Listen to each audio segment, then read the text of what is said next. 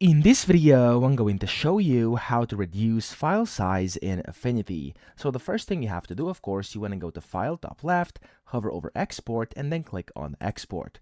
Now, when you're in here, you first want to select what you want to export. I'm just going to go with a basic JPEG with best quality over here, and this is going to allow you to change a few things. Now, automatically under Advanced here, it's going to show you the estimated file size, which for me is 5.1 megabytes, and to actually lower this, so to reduce the file size, you have two options. However, you're going to pay with quality if you want a lesser size. So the first thing you can do is either change the width and height up here in pixels, but make sure you have your aspect ratio locked, because if you don't, it's going to just make your image look weird. So you could go, for example, from over here, it is like 4000. I could go to like 3000 over here, press enter, and this is going to reduce from 5.1 megabytes to 3.7, as you can see. So that's one way to do it, but now the resolution of your image is much lower. Of course, you are paying something if you want it to be a bit more compressed. And then here you can also change the quality. This is the second thing. You could go from 100 and you could go all the way down to 0 basically, but you don't want to do that. You could go like, for example, to 80 over here,